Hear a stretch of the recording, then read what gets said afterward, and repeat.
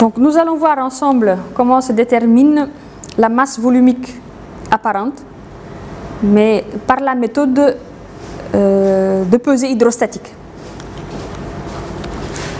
Donc détermination de la masse volumique.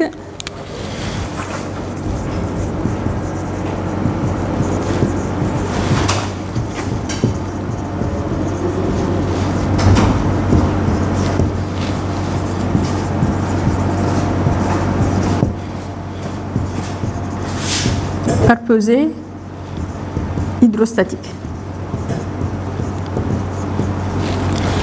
Alors, par définition, la masse volumique d'un échantillon de sol, donc si j'ai, supposons, un échantillon de sol, je veux sortir sa masse volumique. Il me suffit, donc la masse volumique s'exprime par ρ. Il me suffit donc d'avoir la masse sur le volume de l'échantillon pour avoir sa masse volumique. Maintenant, le volume, il me sera difficile de sortir le volume de cet élément-là parce que les formes, ou la forme, sa forme n'est pas régulière. Donc vous avez des angles, vous avez des aspérités, donc il m'est difficile de sortir le volume de l'échantillon. Par contre, la masse, il suffit de peser pour avoir la masse. Donc comment est-ce qu'on va procéder pour calculer le volume? On va calculer le volume par pesée hydrostatique. Ça consiste en quoi? Alors ça consiste, dans un premier temps, vous allez prendre votre balance, peser votre échantillon. Donc je vais avoir une masse M1. Je prends l'échantillon, je vais cette fois-ci enduire l'échantillon. Donc je essaie de représenter l'échantillon. Je vais enduire l'échantillon de paraffine. La paraffine, c'est de la cire, c'est de la bougie, donc que vous allez porter à température 60 degrés pour rendre cette cire-là liquide. Donc vous allez avoir un liquide et vous allez enduire votre échantillon de cette paraffine. Et donc une fois que vous l'aurez enduit, vous le laissez à l'air libre et ça va se solidifier. Donc vous allez avoir une couche blanche tout autour de votre échantillon. Et donc je vais représenter cette couche blanche qui est la paraffine autour de mon échantillon. Et je pèse cet ensemble à nouveau. Donc j'aurai une masse M2. Maintenant, ce qu'on appelle la pesée hydrostatique, c'est nous allons effectuer maintenant la pesée dans l'eau. On a effectué une pesée ici à l'air et une pesée dans l'eau. Donc la pesée dans l'eau, je vais avoir ma balance, mais la balance est munie d'un dispositif qui vous permet de placer votre échantillon paraffiné et de faire la lecture dans un bac. Le bac est rempli d'eau. Ok? Donc je vais avoir ici une lecture qui va s'afficher M3. Alors, nous allons regarder comment se calcule M, comment se calcule V pour avoir la masse volumique de l'échantillon. Pour avoir M, donc j'ai ici ρ égale à M sur V. Pour avoir M, la masse de l'échantillon c'est M1. Le volume de l'échantillon. Alors le volume de l'échantillon, vous avez ici la masse de l'échantillon pour peser à l'air et la masse de l'échantillon pour peser dans l'eau. Vous allez noter une chose, c'est que la pesée que vous allez avoir dans l'eau, sur la balance va s'afficher une valeur plus faible que la pesée à l'air. Tout simplement parce que quand vous mettez l'échantillon dans l'eau, il va y avoir une pression, donc on appelle la poussée d'Archimède, qui va entraîner un déplacement d'eau et qui va permettre donc, qui va afficher, qui fera que sur la balance va s'afficher une valeur plus faible. Donc vous allez avoir l'affichage ici de la valeur de pesée dans l'eau qui va être plus faible que celle que vous avez obtenue dans une pesée à l'air. Donc ceci est lié à la poussée d'Archimède. Et donc cette différence-là, ce n'est rien d'autre qu'un volume d'eau déplacé. Parce que quand vous mettez votre échantillon dans l'eau, vous allez déplacer une quantité d'eau. Et donc, ce volume d'eau déplacé-là est relié ou est lié à la différence de pesée que vous allez avoir entre M2 et M3. Donc, on va dire tout simplement que le volume de votre sol que nous allons chercher, mais ce n'est rien d'autre que le volume que nous allons obtenir, un volume total, auquel, donc ça c'est le volume de l'échantillon, auquel on va enlever le volume de la cire. Donc, le volume total, c'est le volume d'eau déplacé. Ok? Donc, le volume total, c'est le volume d'eau déplacé.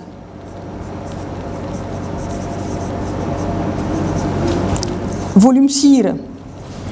Le volume d'eau déplacé, c'est tout simplement la masse d'eau déplacée sur le poids volumique de l'eau, moins volume de la cire. Et la masse d'eau déplacée, ce n'est rien d'autre que M2 moins M1,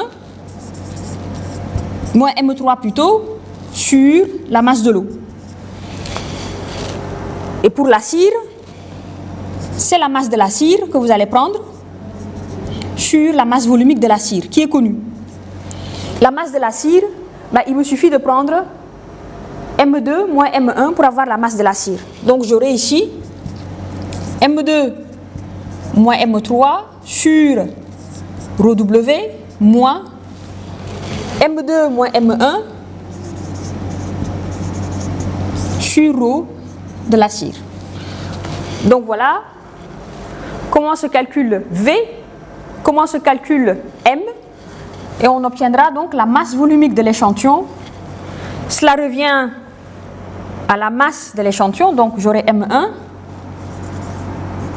sur M2 moins M3 sur ρW moins M2 moins M1 sur ρ cire.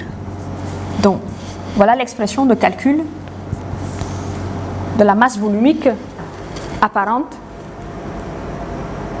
d'un échantillon de sol cohérent. Donc nous allons passer à la manipulation donc concernant la pesée hydrostatique. Donc il vous faut disposer donc d'une balance avec un système de pesée hydrostatique, le bac rempli d'eau, donc le bac dans lequel donc vous allez placer le dispositif avec votre échantillon. Donc notre échantillon de sol, le voici. Donc c'est un échantillon de sol pour lequel on peut avoir la masse. Donc il me suffit avec la plaque, je tare la plaque, donc je mets à 0. Vous placez l'échantillon dessus, donc vous avez sa masse. Ensuite, on va prendre cet échantillon-là et on va paraffiner l'échantillon. Donc il suffit, vous avez la cire que nous allons porter à température jusqu'à qu'il se liquéfie, et donc on va enduire de la paraffine. Donc ça veut dire tout simplement faire passer sur toutes les formes. Donc on va enduire de la paraffine et ensuite on va laisser sécher. Donc vous laissez sécher. Donc lorsque vous allez laisser sécher, vous allez vous retrouver avec un échantillon paraffiné. Ok. Donc on peut faire un zoom là-dessus. Donc on a un échantillon paraffiné. Donc là, vous avez la paraffine qui est placée tout autour, donc qui enduit votre échantillon de sol. Et donc à nouveau, on va peser l'échantillon paraffiné.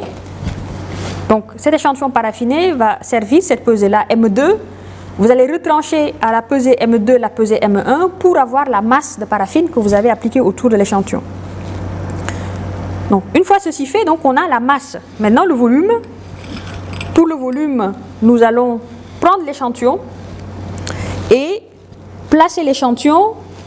Donc dans ce dispositif-là, vous avez un panier donc, qui va faciliter la mise en place donc, de votre échantillon. Le bac d'eau va être placé donc, à l'intérieur.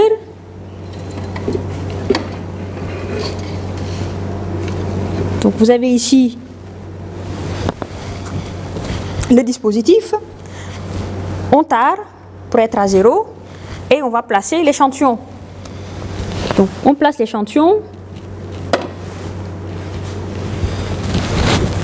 et donc on note la pesée M3. Donc cette pesée M3 là, elle est plus petite que la pesée M2 du fait que vous avez la poussée d'Archimède liée donc à cette poussée d'Archimède là, vous allez avoir une pesée plus faible. Tout simplement parce que cette poussée va dans le sens opposé au poids donc, de l'échantillon, ce qui fait que la masse M3 est plus faible. Et donc la différence que vous avez entre M2 qui est la pesée à l'air et M3 qui est la pesée dans l'eau, cette masse-là revient tout simplement au volume d'eau déplacé. Donc, et ce volume d'eau déplacé, ce n'est rien d'autre que le volume de l'échantillon enveloppé de cire. Et donc c'est ce que nous avons vu précédemment. En faisant la différence M2 M3, on a la masse d'eau déplacée. Cette masse d'eau déplacée peut se traduire en volume d'eau déplacé. Et le volume d'eau déplacé, c'est le volume de l'échantillon donc enveloppé de cire. Si je connais la masse de cire, volume occupé par la cire, je suis en mesure de sortir le volume de l'échantillon de sol. Et donc connaissant le volume et la masse de l'échantillon, je suis en mesure de calculer la masse volumique de l'échantillon de sol.